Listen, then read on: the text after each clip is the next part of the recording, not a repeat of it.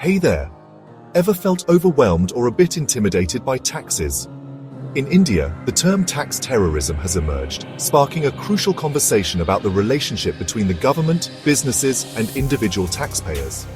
Today, I'm diving deep into what this term means, exploring the realities of India's tax system, and comparing it with other nations around the globe.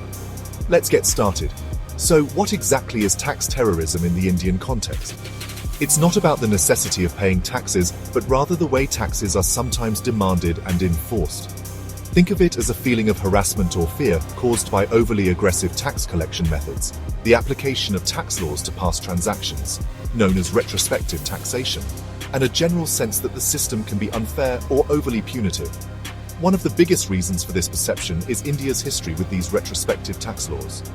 Imagine running a business and suddenly being asked to pay a huge amount of tax for something that happened years ago, even after you thought it was settled. Vodafone and Cairn Energy cases are prime examples of how this can create immense uncertainty and anxiety for investors. Add to that the fact that India's tax laws can sometimes be unclear, leading to disagreements and lengthy legal battles, and you can see why some people feel a sense of terrorism when dealing with taxes. This feeling isn't just theoretical. There have been several instances cited as examples of tax terrorism in India. Some critics argue that the way the Goods and Services Tax, or GST, was implemented, with its complex structure and frequent changes, has been a form of it for businesses trying to comply. Even educational institutions like IIT Delhi and Anna University have faced significant tax demands on research grants, leading to concerns about stifling innovation.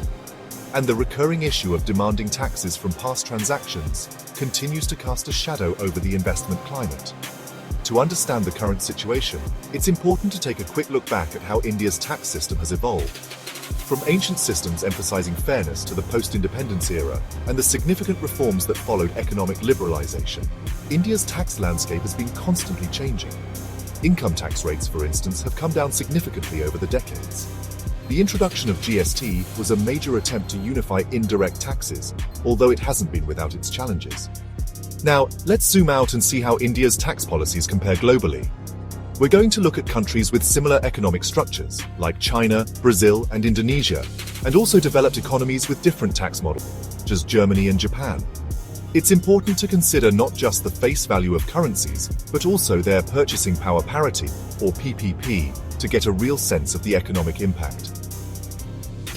In income levels, we see that while India's higher income tax rates can be comparable to some developed nations, they often kick in at lower income levels.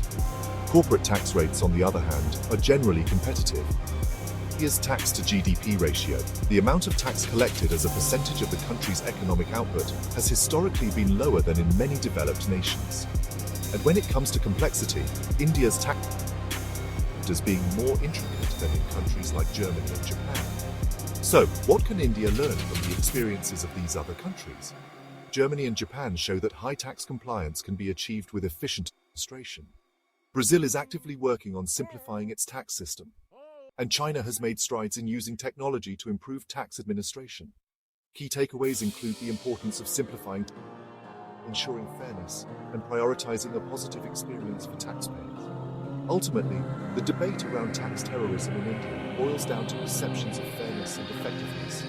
While in reforms, there are still concerns about complexity and enforcement. A truly effective tax system should generate the necessary revenue without unduly burdening taxpayers or hindering economic growth. Several policy recommendations have been suggested.